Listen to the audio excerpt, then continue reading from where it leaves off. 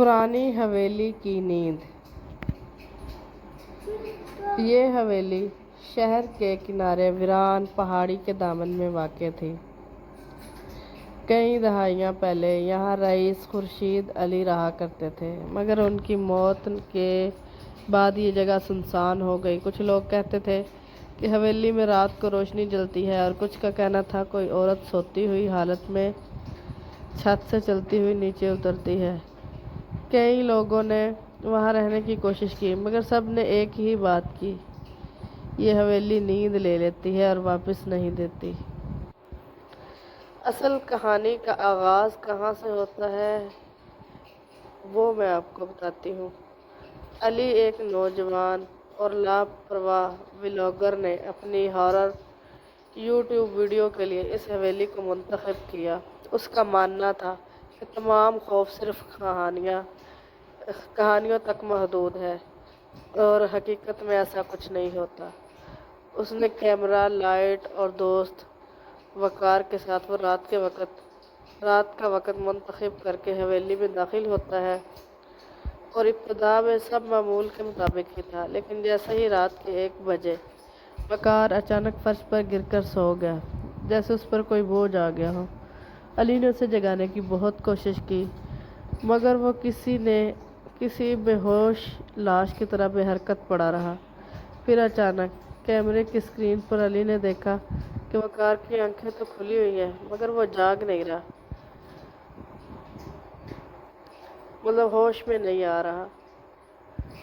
پورا گھر جیسے آہستہ آہستہ سانس لینے لگا، اور دیواروں سے ہلکی ہلکی سسکیاں آنے لگیں، اور فرش تھوڑا تھوڑا نیچے دھنسنے لگا۔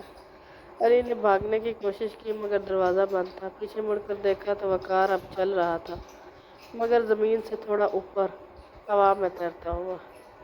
ایک آواز گونجتی ہے: جو یہاں سو جائے وہ کبھی نہیں جاگتا، ہم اسے سنبھال لیتے ہیں۔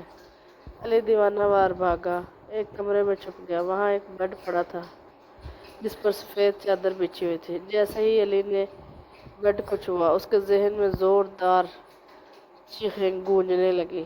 کسی عورت کی آواز تھی: میرے شوہر نے مجھے اس بیڈ پر زبردستی سلایا تھا، اور پھر کبھی جاگنے نہیں دیا، اور میں جاگی مگر جسم میں نہ آ سکی۔ علی نے دیکھا کہ ہر کمرے میں ایک شخص سوتا ہوا پڑا ہے، مگر سب کی آنکھیں کھلی ہوئی ہیں، مگر جسم بے جان۔ ان سب کے ہاتھ میں یا تو فون ہے، یا کیمرہ، یا قلم، گویا وہ سب کہانیاں تلاش کرنے آئے، مگر خود ایک کہانی بن گئے۔ علی کو اب اپنی سانس بھاری محسوس ہونے لگی، نیند اس کی آنکھوں پر چھا رہی تھی۔ بس 5 منٹ سونا ہے، اس کے دل نے کہا۔ اس لمحے دروازے پر دھڑک کی آواز آئی، اور باہر سے کسی کی چیخ کی: اگر سویا تو ختم ہو جائے گا، باہر نکل ابھی۔ یہ علی کا اپنا ہی آواز کا ریکارڈ تھا، جو اس نے حویلی میں داخل ہونے سے پہلے موبائل پر کیا تھا۔ وہ فوراً ہڑبڑا کر اٹھا، نیند جھٹکی، اور پاگلوں کی طرح کھڑکی توڑ کر باہر نکل گیا۔ وقار کبھی واپس نہیں آیا۔ اس کی ویڈیوز اب بھی یوٹیوب پر موجود ہیں، مگر آخری ویڈیو کیمرے میں ایک ہی منظر بار بار آتا ہے: وہ خود کو سوتے ہوئے دیکھ رہا ہے، اور اس کی آنکھیں کھلی ہوئی ہیں۔ آج بھی جو اس حویلی میں نیند لیتا ہے وہ جاگتا نہیں، بلکہ ہمیشہ کے لیے